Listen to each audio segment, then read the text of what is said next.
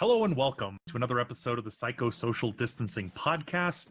I'm one of your hosts, Daniel Chadbourne, and with me as always is Thomas Brooks. I'm back.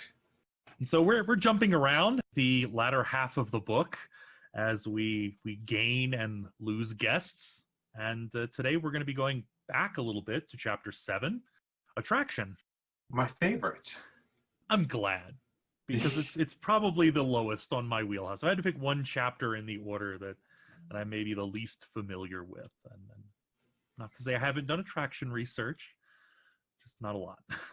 Yeah, and I mean, attraction is one of those constructs that's like, everybody experiences it, but it's so hard to pin down too. So like, whenever I lecture over it in human sexuality, like, it always turns into this convoluted mess where it's like, well, here's this variable and this variable and this variable and this variable. And then by the end of it, the class like never knows if attraction's real or not.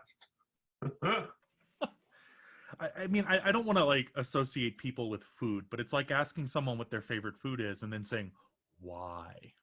Why? And really trying to get into kind of like the philosophical and emotional and cognitive nuts and bolts as to why is this your favorite? Why is this what you're interested in, or who you like, or what you find beautiful? Mm-hmm. Why? Yeah, no, it's kind of like what we talked about with Dr. Plante last week when we were talking about kind of like porn addiction and like the pornography and what is sex and what is porn, like anything that has to do with human attraction, relationships, sexuality. It's very fluid and nobody knows what they're talking about generally. Yeah, and I mean, you know, what I have delved into this topic, you know, it's also important that when we're talking about attraction, we're talking about all attraction, that researchers who are researching why individuals are attracted, and even if they're looking at a very niche community, are still trying to pin down why everyone is attracted or attracted to someone or something. Mm-hmm.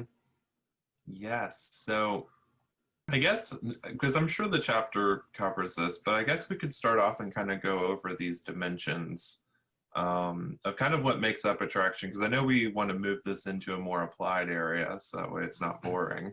Well, why don't we, I guess you want to maybe set up, I guess, just the general applied concept for our topic this week, and then we can go through these and maybe use these as talking points for how we would apply them. Oh, yeah. To something else. So, yeah, absolutely. After a lot of debate and some prep, we've narrowed down to discussing a particular type of relationship, parasocial relationships. Mm-hmm. Something that's increasingly more common as the internet age pushes forward. And oddly enough, not that uncommon, because the first study to actually note this was Horton and Wohl, and that was in 1956.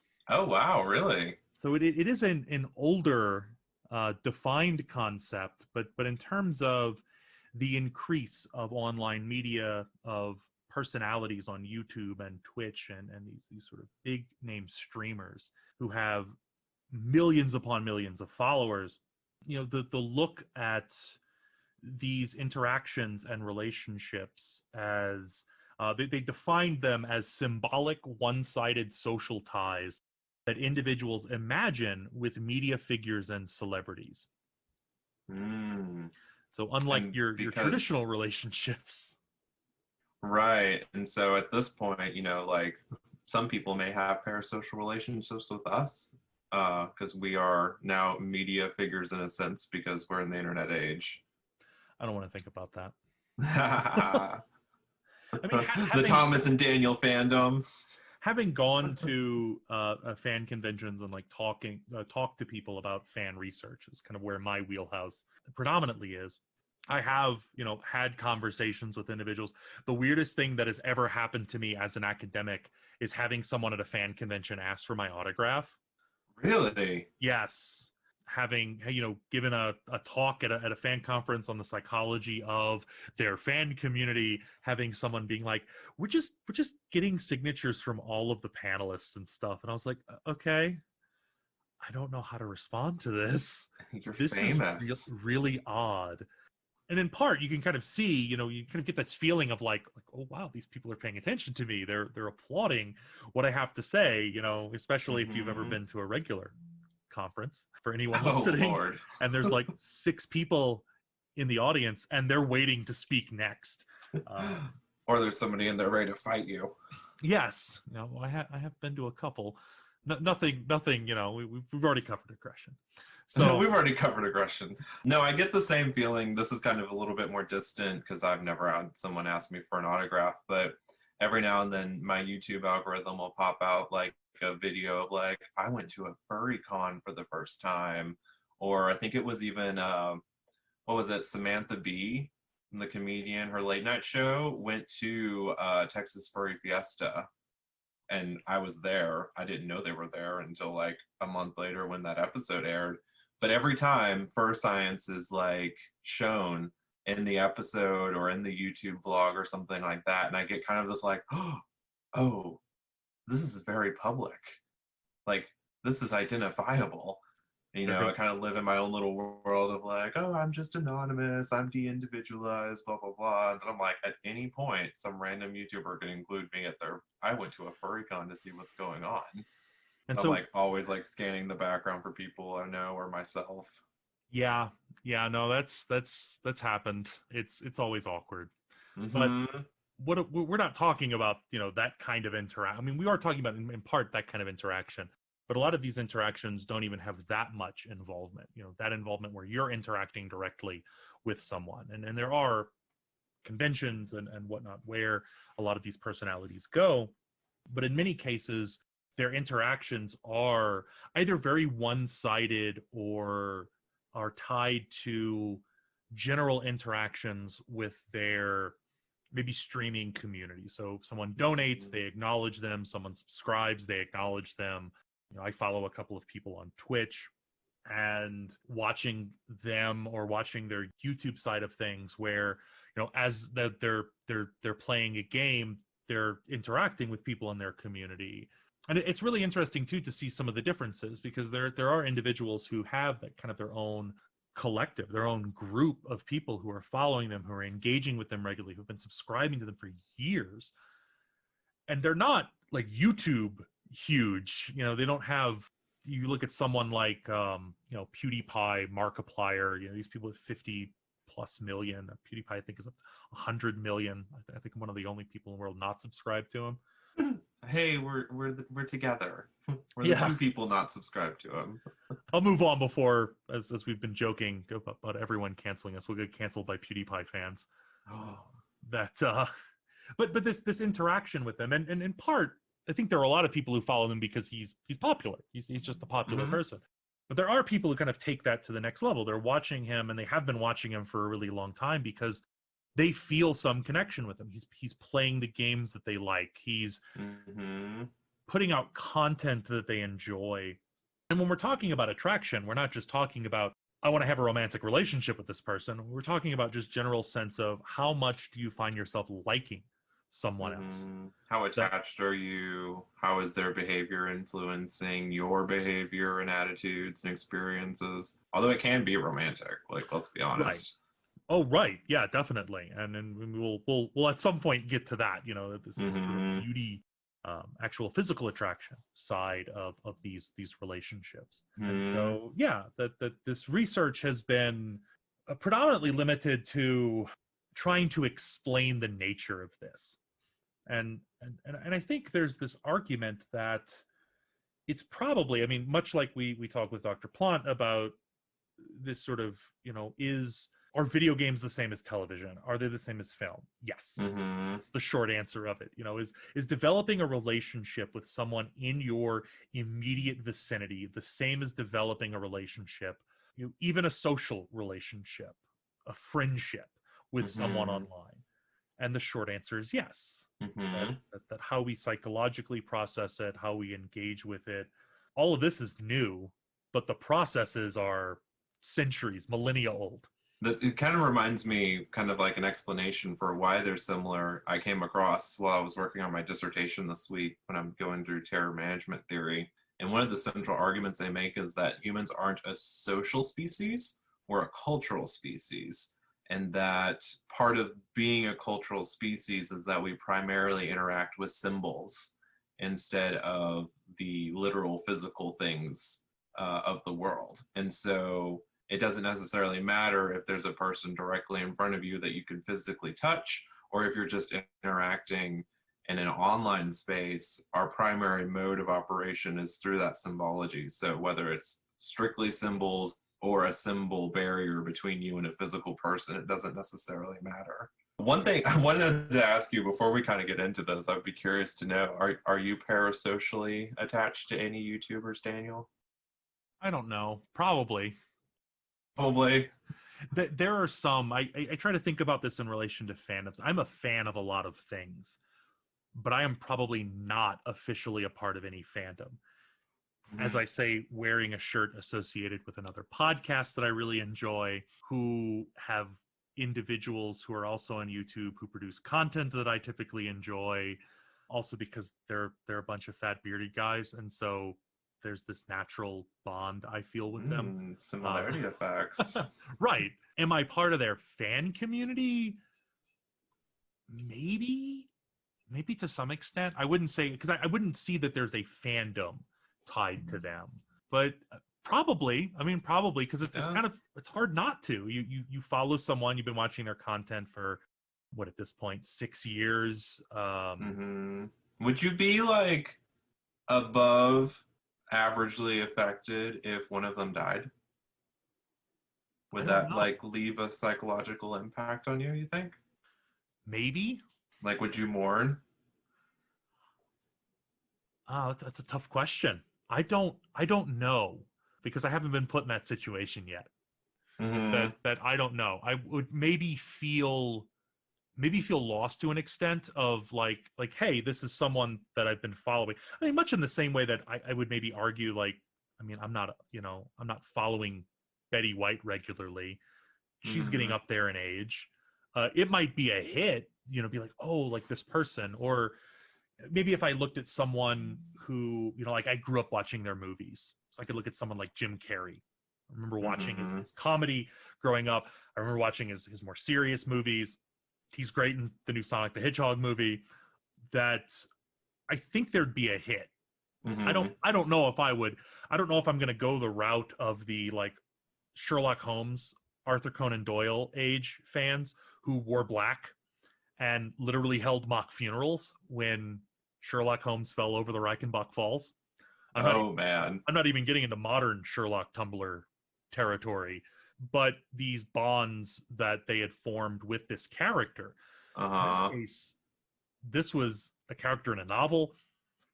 There's no human analog to this character who dies in the novel. Right. That I can't see myself going to like a mock funeral. So I'm guessing that you're not overly traumatized right now, since in the year of our Lord 2020, RBG has just passed since our last recording. I mean, it was a hit, but it was a hit for a lot of reasons. Right, but you weren't personally like, oh my God, the queen is gone. Right. Yeah. I've got some of those on Facebook right now, and I'm like, oh girl. Yeah, I mean, there's definitely, like, when I'm thinking about these parasocial relationships, there's definitely, like, I think about them, or at least I try to think about them in the same way that I would think about a fan community. So if I'm a part of something that's an interest to me, maybe in my youth I was far more attached to a lot of things, but I think in part in studying it, I kind of realized, well, maybe that was too far. maybe I can temper myself. I'm a lot more mature than I was in my youth, hopefully. No, I realize that I do have a very explicit parasocial relationship with ContraPoints, because I saw this article, I guess it was a couple weeks ago, that there was a like group of houses that were burnt down because of a gas explosion in Baltimore, which is where she lives. And like my first thought was, ContraPoints. And I was like, oh damn, it's starting. And then I checked my Patreon, and yeah, no, I have a monetary parasocial relationship with this content creator.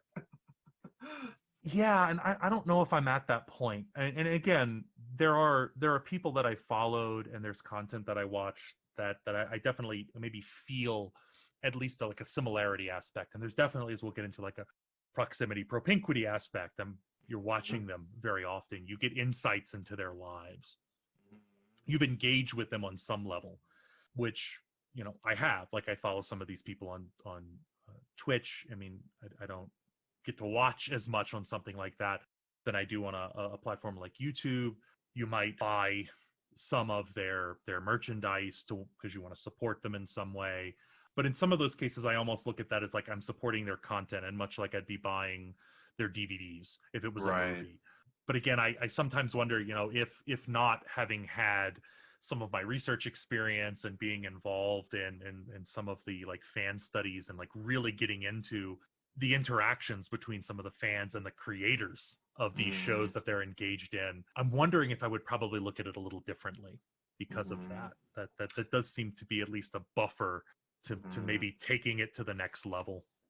I wonder if there's also kind of an age difference as well. Like, because I wonder if we had someone who was younger than me, like one of these Zoomers, if they would be more likely to identify a parasocial relationship that they have.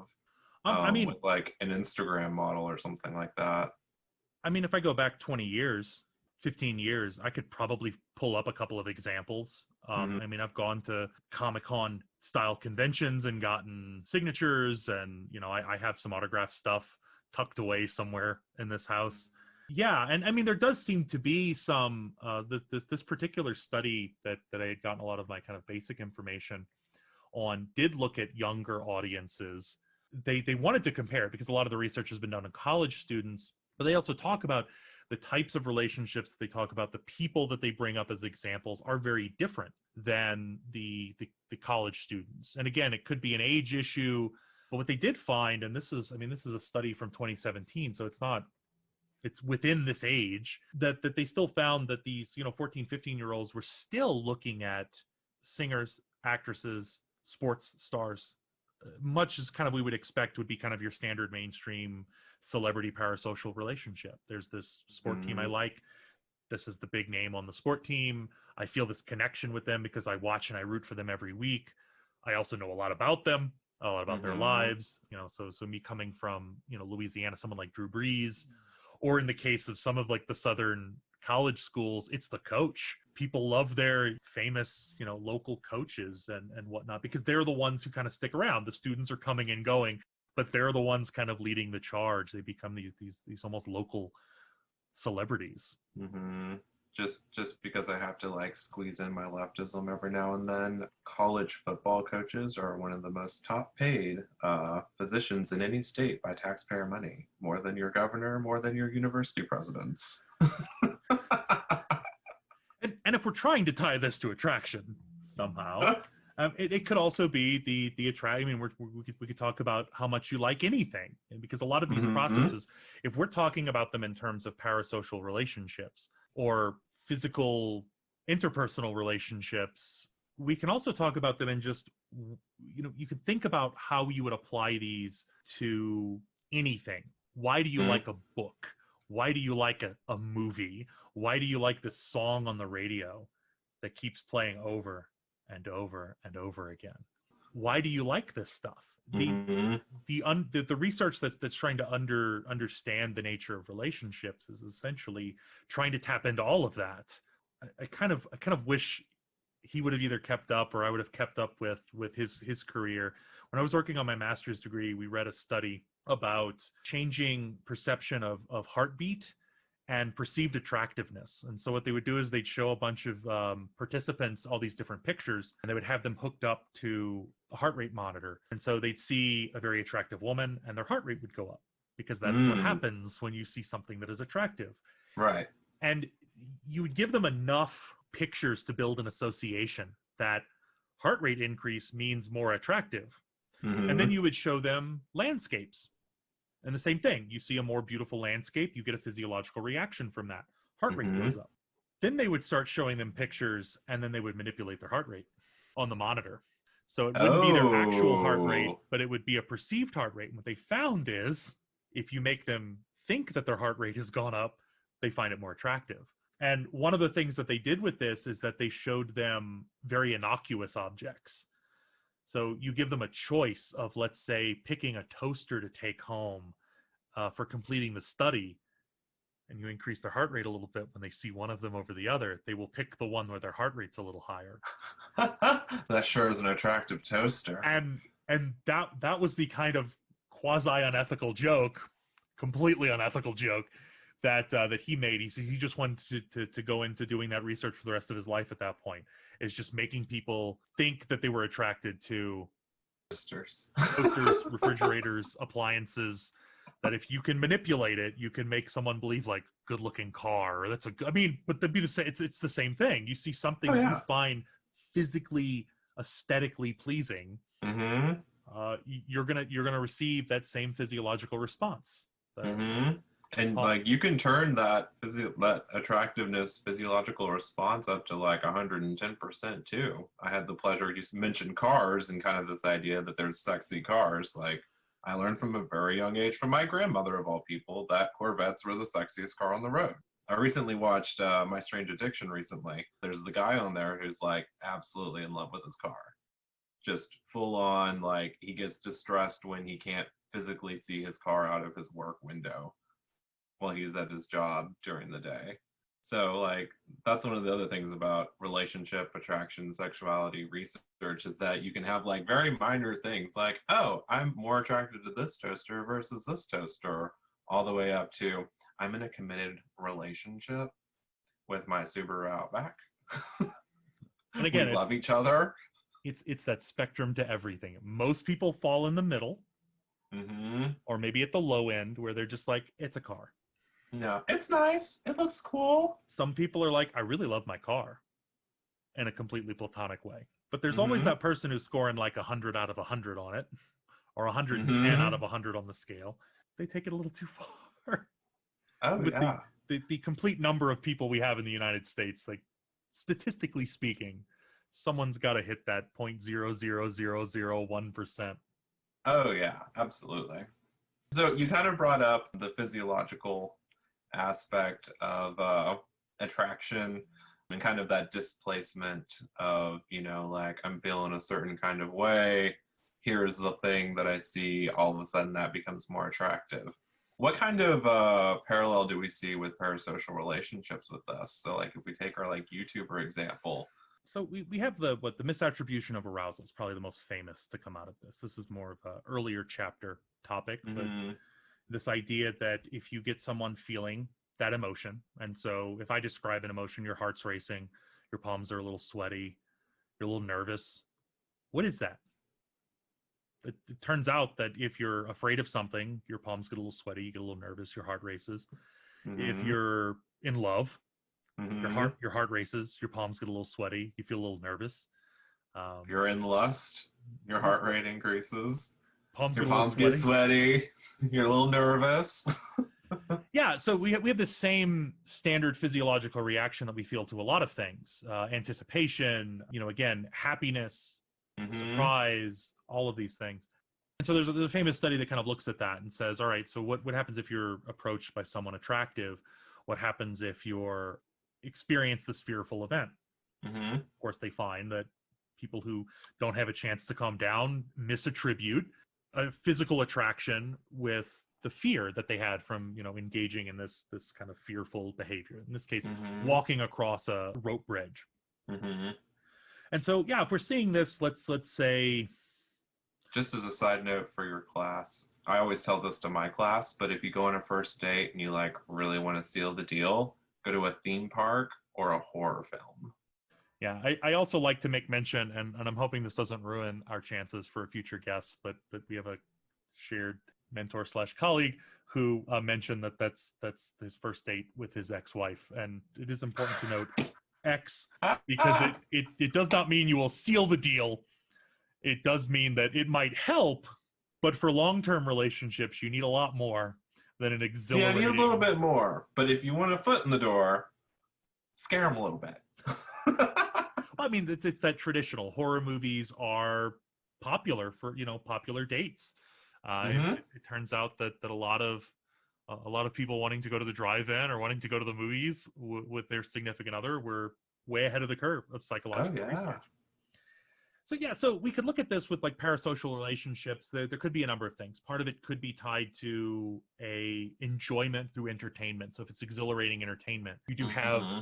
YouTubers, Twitch streamers who either play very kind of stressful games or horror games are really popular. Mm-hmm. I mean, part of the increase in popularity of people like Markiplier came out of his playing games like Five Nights at Freddy's. So he's playing a horror game. You're watching him actually react, much like anyone in this horrid, playing a horror game would react. And so there's other stuff that we'll talk about that's kind of tied into that. So he's acting like you would act if you were playing the game. Maybe he's playing a game that you might not feel comfortable playing yourself, but Mm-hmm. it's still giving you those similar feelings. You're still getting the jump scares. You're still getting those experiences with that. And so if he's eliciting, or if they're eliciting similar emotional states or some emotional state, Mm-hmm. there are others who have gotten really popular looking at things like don't laugh challenges. So they watch a bunch of funny videos, and again, you're watching this funny video with them, you're experiencing these really positive emotional states while you're engaging with this Mm-hmm. individual. And I'll make a point. We'll talk about towards the end how this isn't a bad thing. Right. Forming bonds, especially from people that are honestly worth looking up to, people who represent themselves as decent role models, who are doing a lot of good things. These parasocial relationships can be really effective. Mm-hmm. It can be really helpful, especially in our formative years when we're trying to decide, hey, what do I stand for? And like, hey, this person I watch on YouTube donates a lot to charity. They're talking about really positive causes. They're really supportive. They're really inclusive. They have lots of equity, like equity that they're talking about, about how we should come together and get along, and we should, help people out.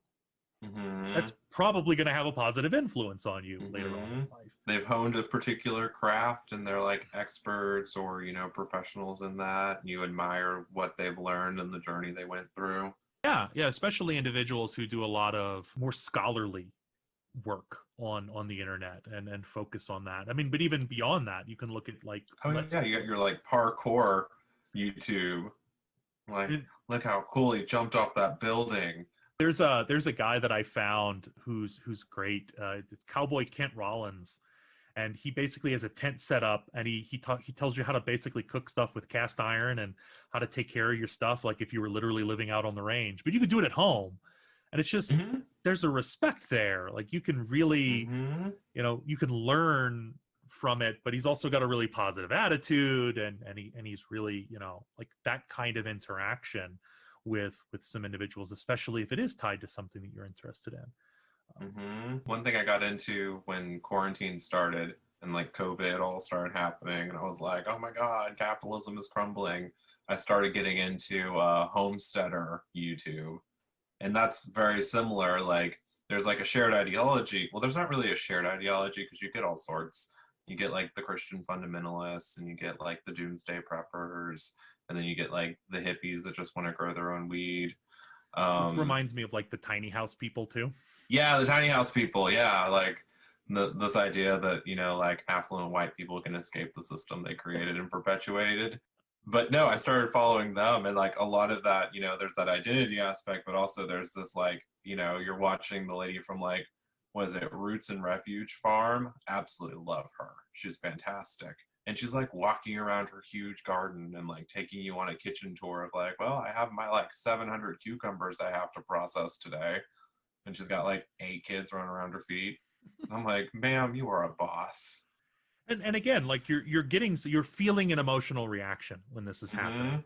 And so that's part of it too, that whether that emotional reaction is coming from these kind of direct engaging in actual like, oh, I feel the bond with this person, or I feel a connection in some way, or we have a shared interest. If it's coming from some other source besides that. So again, like playing a horror game or doing something that's eliciting some emotion. And it's not necessarily the person, the personality who's attributing that. That's possibly where we could see it. I mean, the same thing, movies are a good example. Why people take on in part these celebrity worship is because like as they're watching these celebrities, they're watching them and intense situations, in fearful situations. You know, you have people who become these kind of attractive icons of their generation who are in, you know, these wide variety of different movies. If those movies are eliciting those feelings in you, but you're also watching that particular actor or actress, it can kind of create this like, is it the monster, or is it The some other actress. feeling that I'm, you know, that Yeah. I'm having? The monster's scary. The actress is more attractive. The whole movie experience is better. I think that's one of the genius things about like Alfred Hitchcock films is that like it's like you have this like incredible physiological build up to the entire thing, and then all of a sudden you're displacing it on the protagonist or the victim or the antagonist, and everybody in that movie gets more attractive Yeah. as the movie goes on. Right. And much like with the media violence stuff, this isn't like an all or nothing. It's a drop in the bucket. So you could have someone who is already attractive, but you're just adding more drops into that bucket. You're adding more to that. You're saying that, well, I found them attractive before, but this Mm-hmm. situation is only kind of exacerbated. And it also works the opposite direction too. So you can have films where like everyone is too attractive, like to an exaggerated scale, and then all of a sudden the movie's unnerving. What's it called? The uncanny valley, Yeah. where especially if something's been done. I mean, we see that sometimes with people getting touched up on magazines and Mm-hmm. photoshopping. There's a subreddit called Photoshop, or not Photoshop, Instagram versus reality, and the whole purpose of the subreddit is to point out people who are not, in some cases, people who are very subtly manipulating their photo to make their waist look smaller or make themselves look thinner, or they show, you know, this is a picture of them in an interview that they did in person. Here's their Instagram account. These are two different people, but they're the same.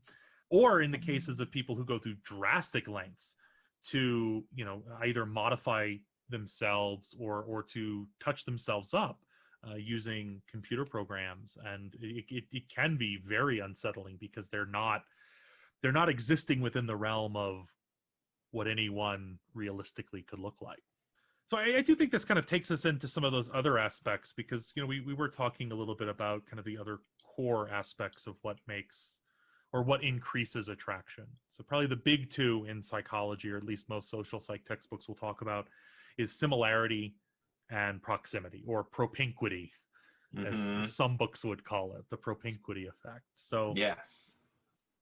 So propinquity is probably one of the, I would argue, I think probably plays a larger role. You may disagree, but it's kind of the idea is that you can only be attracted to things that are accessible or within your purview regularly. So the idea that you're more likely to have friends that are institutionally around you, like in your classroom, in your lab, at your work, in the club or society that you're in, you're gonna be more attracted to those people. You're more likely to have a romantic relationship with someone that you see frequently, just playing out in day-to-day life. But even just like on, if we go back to our YouTube, like if you're sitting there like binge watching your favorite YouTuber or like following your Twitch streamer for like their 10-hour stream, they're going to be a lot more attractive by the end of that.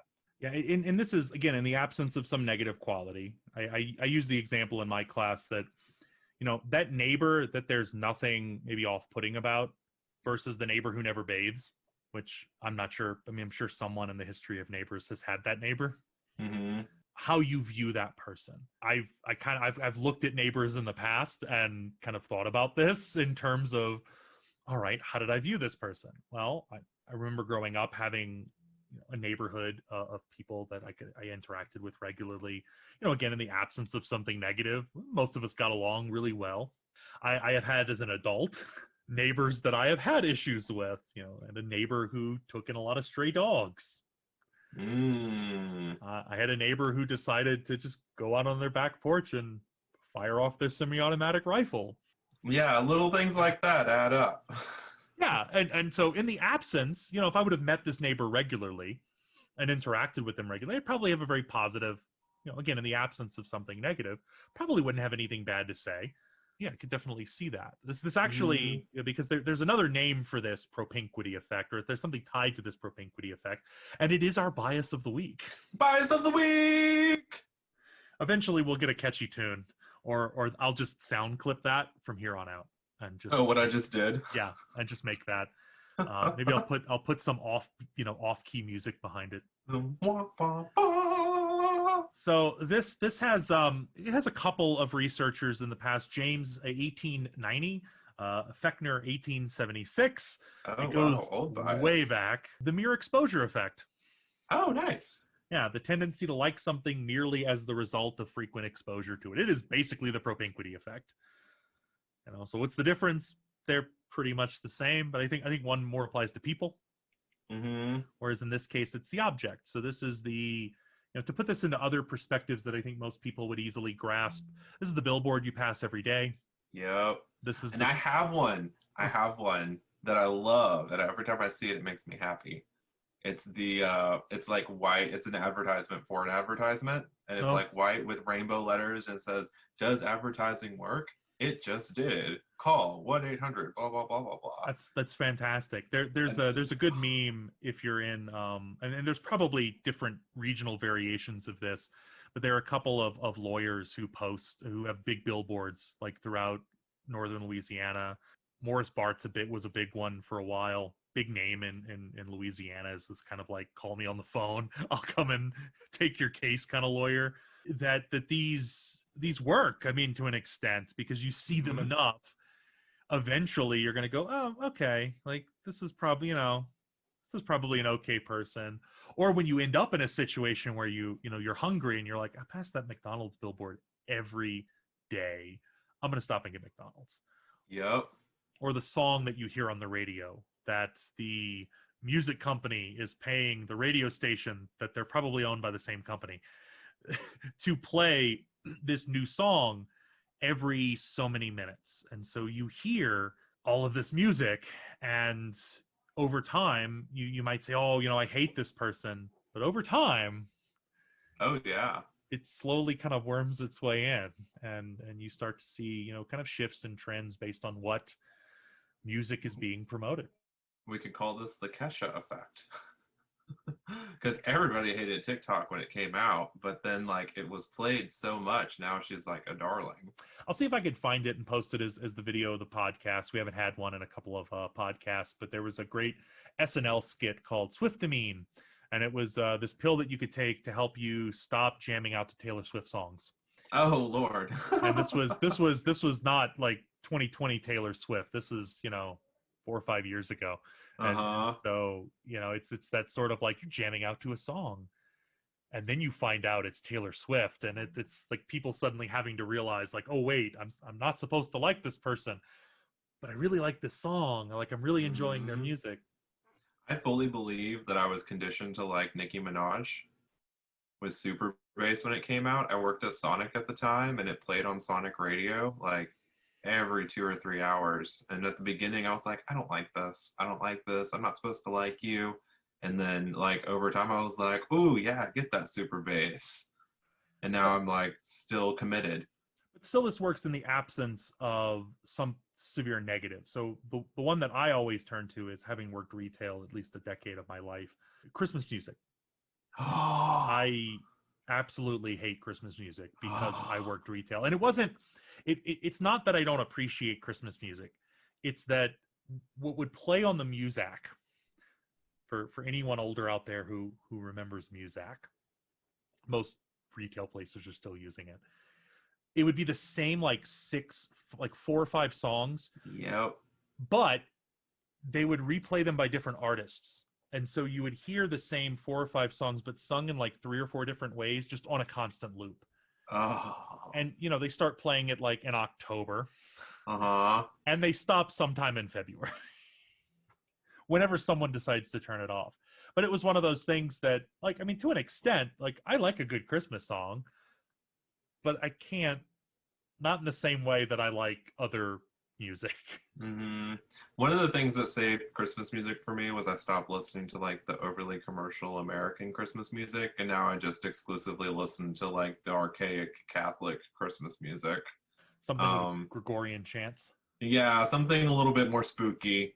One thing that was a great disappointment to me was growing up, I loved Joni Mitchell, and like Big Yellow Taxi was like one of my favorite songs. And then I worked at PetSmart and it was on their loop, and I could not stand it after that job.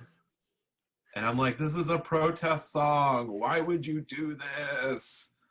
But in a way, this is working in much of the same way that we're talking about with these parasocial relationships. You're getting recommended them on YouTube, or hey, you're watching person X, you should also like person Y, Z, and W. These are also popular people who are also playing the same games that they're playing. They're also doing the same content that they're doing. They have a very similar audience to what you're watching. Yeah. And again, that kind of taps into that. The more and more you see them, the more and more you associate with them. I think this is a good example to transition us over to similarity. Part of this propinquity effect is that I also have learned to appreciate the trans YouTuber Blair White. We were talking about this before we started our podcast, is that like I disagree with her on just about everything, but I love watching, trans women like talk about their opinions, whether they're popular or not, whether they're kind of in line with like what they're quote unquote supposed to say. So like I get this like similarity affirmation, like, ooh, you're an outspoken queer person, that I've learned to like because my algorithm kept giving me your stuff to watch. And so with that similarity effect, the other side of her audience, which agrees with her more right-wing political ideology, while they may not have liked her to begin with because of who she is, which is the reason why I like her, they like her for what she has to say because they meet that ideological similarity barrier there. Yeah, I know you mentioned like the idea that proximity, I mean, there is definitely an argument that you can't really like someone that you never meet. Because if you never met them, or if you've never been exposed to them in any meaningful way, this could be the same for even if we're talking about, hey, do you like so-and-so's research? Like, if you've never read their research, how are you to know? Or if you just read it once and you're like, I don't know, I guess. Right. And we do form plenty of opinions about people we know absolutely nothing about, but we're still exposed to them on some level, at least by proxy. What I would even argue, though, is that kind of by definition, with something like similarity, we are unlikely to be exposed to maybe as many individuals, especially people that we want to form meaningful relationships with, that we are likely going into areas that we have some similarity with. So the proximity and the similarity are almost intertwined in that regard. I'm not going to form a kind of proximity-based bond with, let's say, like a gaming YouTuber, unless I'm already interested in that game. Like they're already doing something that is similar to my interests. They're already interested in similar things. Or if I'm interested in wanting to know more about cast iron cooking or homesteading or anything like that, I'm likely to seek out other people who are a part of that community. And so there's the similarity aspect, but that proximity kind of comes out of it. They kind of feed each other in our algorithmic world right now. Right. Yeah. Because if you're watching someone like Blair White, you're going to get people who are very ideologically similar, but you also might end up with people who are also members of the LGBTQ community. That you're going to find some people within that niche or that kind of meet some of that criteria. And so why you're seeking out that that particular content creator in a lot of cases is going to be also tied to you maybe wanting some of that similarity. I'm really big into the debunking, not skeptic YouTube, because they're kind of their own thing now. They used to be a kind of a different thing, but a couple of content creators, I think I've mentioned some like Miles Power, who kind of talk about like, hey, there's this person peddling this dangerous thing as a potential cure for something like COVID. This is why you shouldn't believe them. Here's the actual science behind it. But I kind of have that interest already in wanting to delve into these topics more and wanting to understand, and also wanting to understand that other side, wanting to understand like, well, all right, how would someone get to a point where thinking that this would help them? that this would be an Mhm. effective cure. Why would someone want to become a member of the anti-vax community?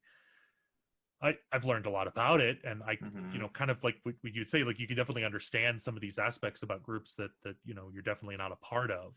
I'm not necessarily seeking them out, but sometimes YouTube will say, "Hey, there's this content creator," and I'm like, "No, No. I can't watch them." But I'll watch someone who's kind of delving into the science behind what they're saying. I have a question for you. Yes. And I have kind of a story this kind of goes with our like algorithms, like, priming us to be more attracted to people. Have you heard of Brad Mondo? No. Oh, he hasn't gotten to you yet. No, I'm gonna look him up. So he's a hairdresser, and I'm sure like some of you may already know who are listening. Hilarious guy. He mostly does reaction videos to Okay.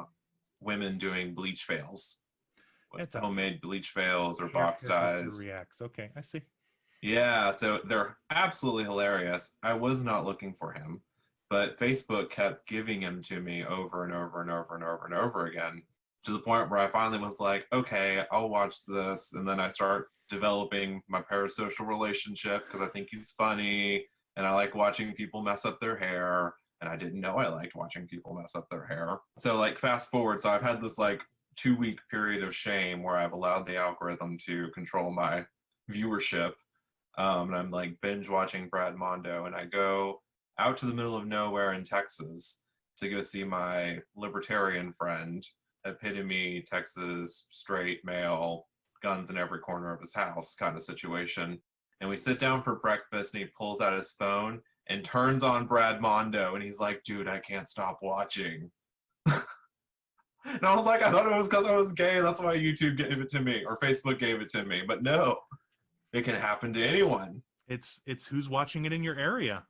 Who are That your social connections? What are they watching? So yeah. yeah, no, we both got snatched by Brad Mondo at the same time, and then spent like an hour sitting at his dining room table watching episodes. And while I'm not familiar with him, like I am familiar with other people like who have experience in their field and who do these reactions. I'm a huge fan of Legal Eagle, Mm-hmm. who does a bunch of lawyer react stuff. There's another copyright attorney named Leonard French who I watch a lot of his stuff. He does more like actual reading of the legal material.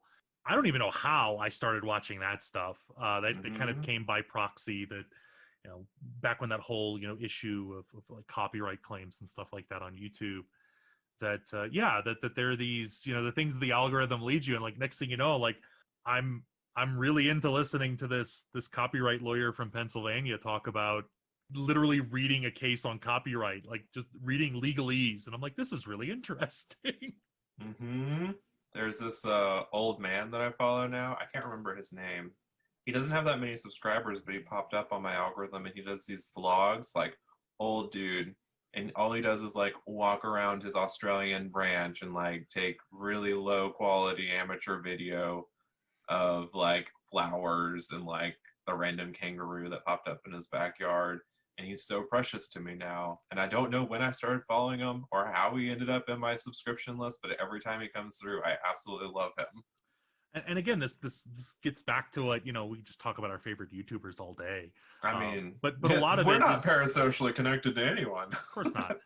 But they become, I mean, much in the same way that like we would talk about our favorite TV shows. I mean, we're in an age where I don't have cable anymore. I haven't had Neither do cable I. for years. And so this is where my content is coming from. My content is coming from podcasts and YouTube and I watch some stuff on Netflix and things like that. There are a couple of TV shows or like shows, modern shows that I follow when I have time.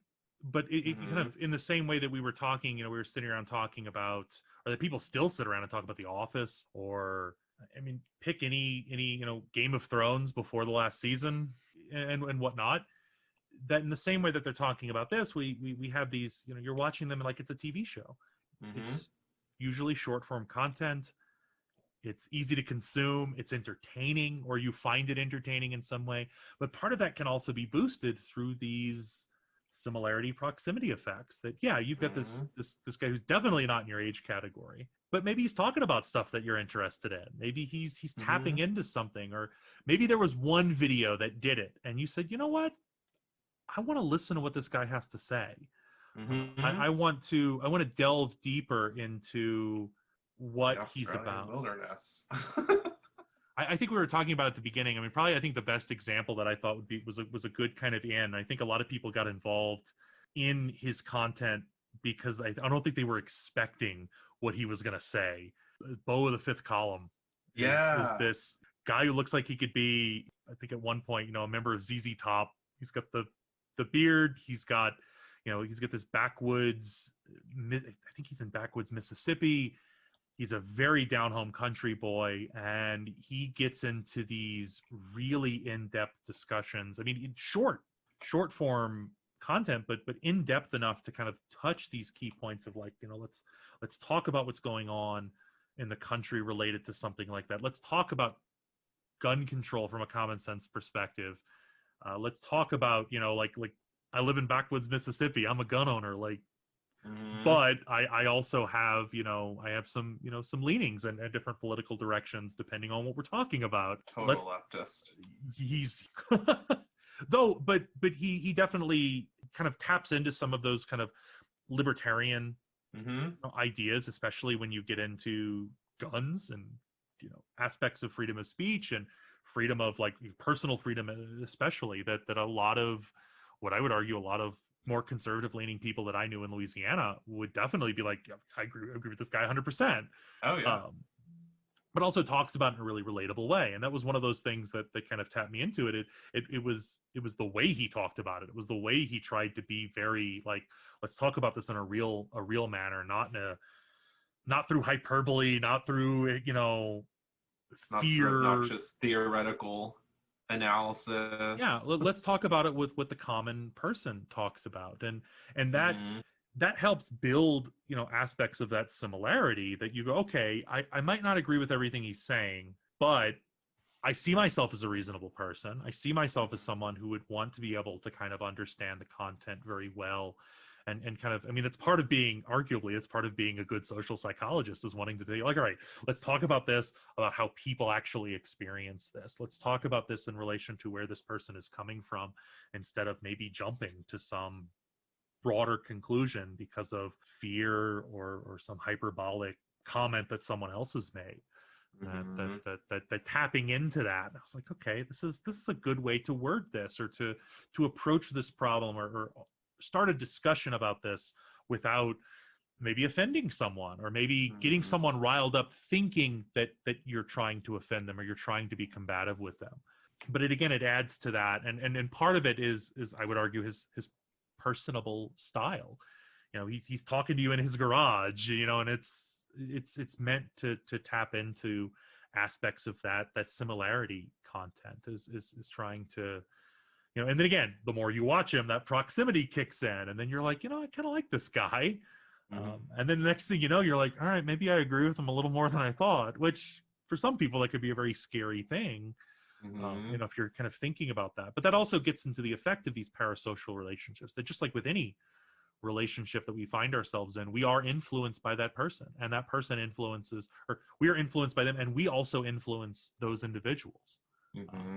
There's a kind of this idea of like manufactured authenticity that gets thrown around a lot, whether it's intentional or not. One of the things I think YouTube and Twitch have above, say, something like The Office or Game of Thrones, is that there's this perception of this disintermediation between the viewer and the creator. So like you're getting their unadulterated, pure, authentic self within the video that you're watching or the stream that you're watching. And so there's kind of this like additional layer of, oh, this is a real person. Oh, this is somebody I could just email right now. Oh, this is somebody that I can just type in a comment and they will read that comment in real time. Yeah, especially on something like Twitch, where it's even the barrier, like the YouTube barrier at least has time to post a video. That unless it's barrier, like YouTube, like what is it? You can stream on YouTube, I think. Yeah, you can do live. Well, YouTube live streams. And this is something that actually like several years ago when I was doing my undergrad, I was a English critical theory minor. And I asked my professor at the time, I was like, hey, like we talk about postmodernism and like how it's extended for all this time. Like, what comes next? Like, what's the next period? And she said it was new sincerity was the new period, and that we would be moving out of this, like, you know, nothing means nothing, anything means everything, signs, signifier, like relativism, and into a very genuine, authentic, direct aesthetic, essentially. With our research on the bronies, Pat, who led that project for a long while, he was really interested in neo-sincerity as an effect of modern fan culture, of this idea that, you know, you go to these conventions and the creators are there, they're engaging with fans. You do get to see an aspect of their true self a lot more than you would have, you know, let's say, you know, someone like, you know, Jim Carrey when I was growing up, where he was just in the movies. Like I you know some stuff about him because like they report on aspects of his upbringing, and he does interviews and stuff like that. But yeah, you saw him on the Tonight Show, right? You know, but you're not sense. You're not getting that same sense. But with something like YouTube, this is a person sitting in their room, and for a lot of these YouTubers, they're starting. I mean, vlogging or discussing. You know, they talk about their life. They talk about who they are. You get a kind of glimpse into, like, this is just a person. This is just another person. This is just another person playing games. I mean, sure, there's 50 million people following them now, but this is just a guy. This is just someone who picked this up, and maybe even for them, and a lot of them will talk about this. We'll talk about they weren't expecting this to happen. They weren't expecting to make a career off of it. This was something that, again, they're just a regular person decided to start doing this, and next thing you know, if we're being honest, this is part of the reason why I think Trump won the election in 2016, because he was a reality TV star first. We saw his life, and so it's a lot easier to say that he's a much more sincere, or at least a look into kind of projecting or putting our own aspects of proximity. And that proximity, I mean, especially if you compare him to someone like Clinton, you know, again, like lover, hater, anyone in between. She's been attacked since. She's an institution. Yeah, and she's been the target of predominantly negative content since she was the governor's wife in Arkansas, and so again, you look at that proximity in the absence of negative. The predominant stuff up until that point, up until really 2015, up until that point had been a lot of proximity, but that proximity has been predominantly positive. You know, it's not talking about the 5 to 6 failed bankrupt casinos. It's talking about, no, this is the apprentice guy. This is the successful business persona. And it's like Clinton was very curated. Yeah. Oh yeah. And I mean, Trump was not traditional. I think that's also why I think Sanders kind of fits in a weird spot, because on one hand he is a very institutional in terms that he's just been in politics for so long, but he's also this outlier. And also if you were to talk to anyone else in Congress, they're like, oh yeah, like Bernie, like I don't agree with anything he tries to put forward, but man, if he doesn't have the conviction, man, if he doesn't stand by his, you know, he does not waver. He has been fighting for the same stuff since the 1970s. And you get like I don't know if you saw during the primary, I think it was the New York Times did like little mini interviews with everyone. And he was like, they were asking like, what's your weakness to all the candidates? And Bernie's was like, I don't express positive emotions very well, or something like that. And he was like, if I see someone, I'm not like, it's your birthday, I go like, you know, happy birthday. I don't go, happy birthday. Just super sarcastic and off the cuff. And it was like really relatable. It's a very authentic moment. And that feeling of sincerity, that feeling like, hey, this is someone like me. Now, like, that can change. Like, again, the more you get to know someone, a lot of this too can be based off of first impressions, our initial perceptions. And again, in the lack of any real knowledge, which is why, you know, especially with like incumbent candidates, you saw this with like Democrats for Romney during the second Obama election. I think you see it now with people like the Lincoln Project, who, in the absence of any real policy, in the absence of actual decisions in office, it's very easy to say, oh yeah, this is someone who's going to shake things up. And then you have people who are part of that system go, wait a second, Mm-hmm. This isn't what we talked about when we said shake things up. Like this is there's some serious issues here. But yeah, that Yeah, no, I aspect felt. of perceived sincerity does make a lot of sense with that. Yeah, no, I felt like 2016 when Trump won, like that was like, oh, neo sincerity, here we are. Like postmodernism is dead. And again, like when we're still getting into this idea that, and maybe we'll see something another 4, another 8, another 12 years with maybe one of these. I know there have been a couple of like YouTube-esque personalities who have run for office unsuccessfully. Did you But hear about the one that did win? I can't remember her name, but she is a trans Satanist oh, I heard about her. anarchist Well, who she won the GOP primary the for primary sheriff. because no one else was running, and she was like, "All right, I know I'll win because no one's running." Well, she did have a competitor who only got like 400 votes. Oh, that's interesting. Yeah, no, totally Yeah. won. And like, so, and she's like a radio YouTube person. I'm following her now. She has a live stream called The Bible Study, and it's amazing. So yeah, and then there may be something with that, and I think you would see more of a appeal for someone like that. So even if you don't agree with her, she's a pretty hardcore anarchist, from what I understand. Well, Um, ANCAP, so an anarcho-capitalist. oh, an anarcho-capitalist. Okay. Yeah, she's not a leftist. Yeah, yeah. The idea behind someone like like her rising to power might actually be more effective because because still you look at someone like Trump, who was there's definitely a parasocial aspect to his Mm-hmm. rise, a huge parasocial aspect. I mean, even to the rallies and stuff that are going on today. But part of that attraction perceived and is also curated. I mean, he's a television star. Oh, This is yeah. kind of where he got most of his fame. And I mean, The Apprentice, there's so much stuff on the cutting floor that it's so, any reality television show. I mean, anyone who knows anything about reality television, it's so curated. But that's not how it's perceived. Right, and it's perceived as sincere. I mean, at least in the early days, and he was doing most of his stuff in the early days. Mm-hmm. It's not as, I think, maybe as obvious as some of the stuff is, but even then, I mean, there's some of the stuff today it passes by because we perceive it to be so. Mm-hmm. But for someone like a YouTube personality who's getting on camera at their home, talking about their life day in and day out, that level of perceived sincerity, again, whether they are or not, so even if they're fudging some stuff or they're misrepresenting themselves Or completely making it up, you'll never know. right, but that there's that much higher level because of the context that they're in, or that Twitch streamer, that they're in this real context.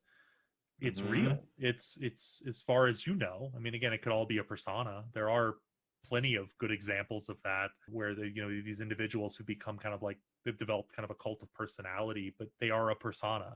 They are not, Mm-hmm. who they are is very different than the character. It's that Stephen Colbert, the Colbert Report, that it's this character that he played.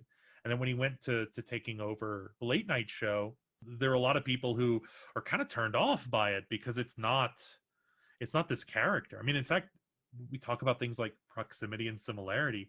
Stephen Colbert's character on the Colbert Report is meant to be almost a mockery of people like Sean Hannity and Mm-hmm. Tucker Carlson.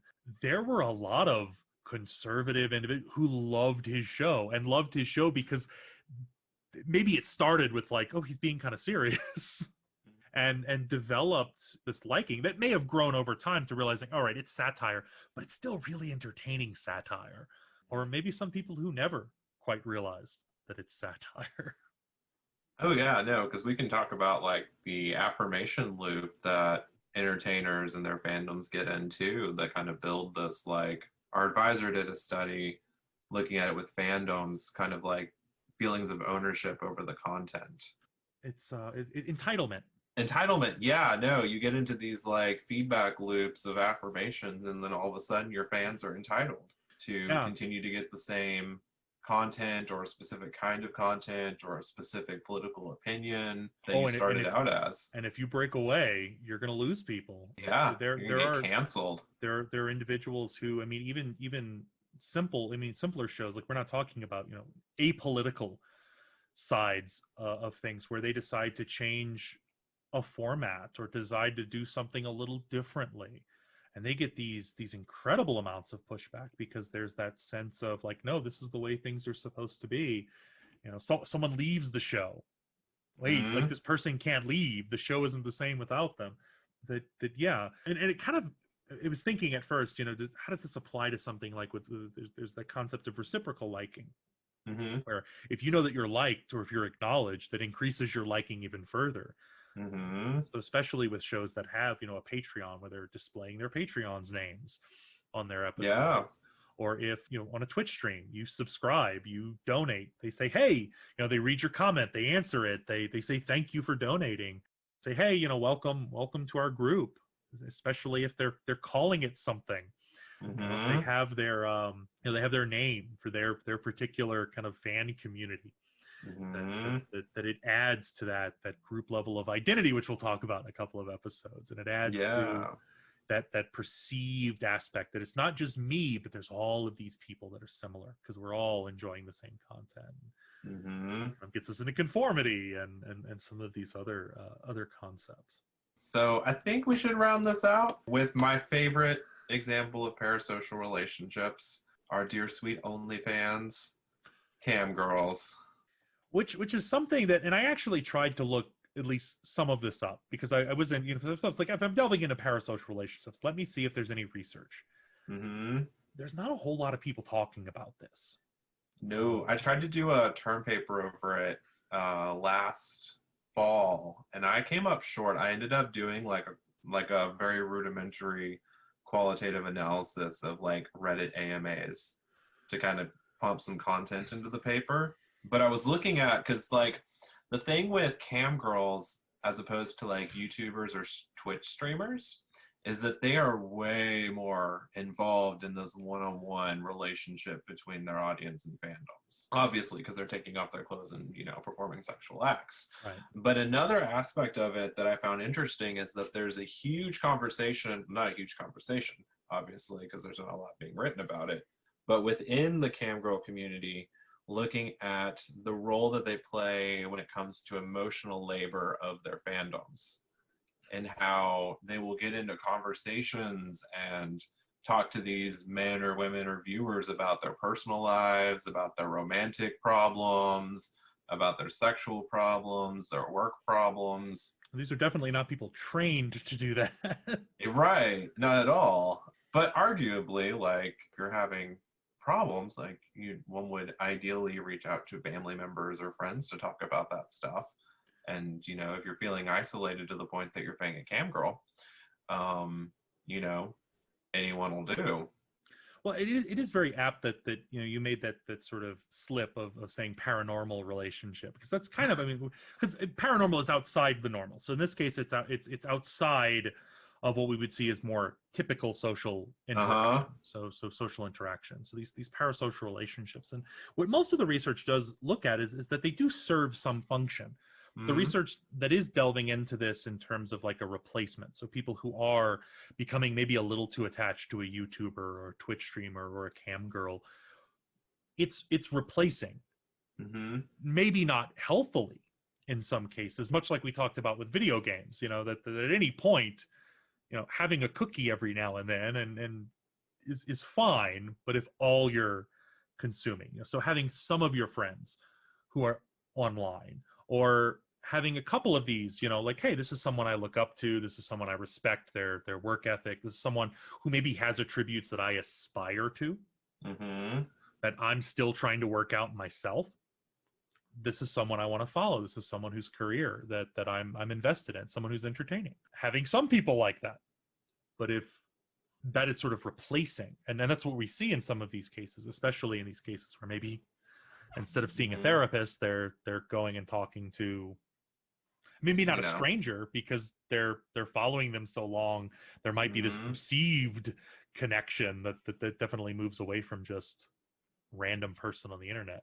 I was reading the AMAs from these, and for those of you who don't know what Reddit AMAs are, the website Reddit is a discussion thread website, and an AMA stands for Ask Me Anything. And so people in particular professions or life experiences say, hey, I am a cam girl, or I used to be a cam girl, ask me anything. And so Reddit members will post questions that they respond to directly. So kind of also building that parasocial relationship. The Freudian slip.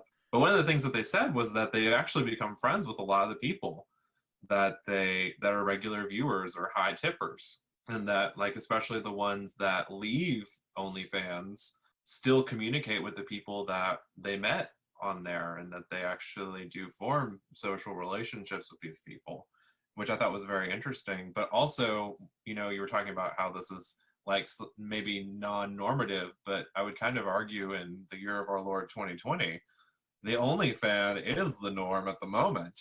Everyone's communicating online.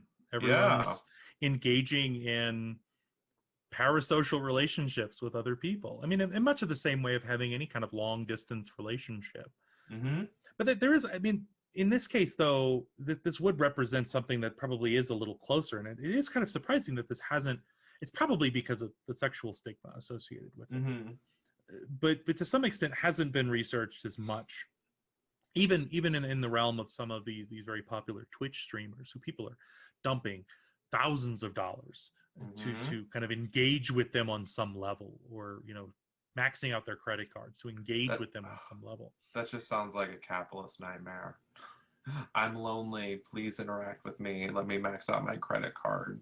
Well, but before something like this, these people were likely turning to other things, maybe phone lines, maybe other forms of in-person strippers. But in this case, like there's this lack of, there's a level of detachment. So there's a huge level, probably at the highest level would be something like kind of your traditional celebrity. There's this huge level of detachment between someone like, let's say, me and Jim Carrey.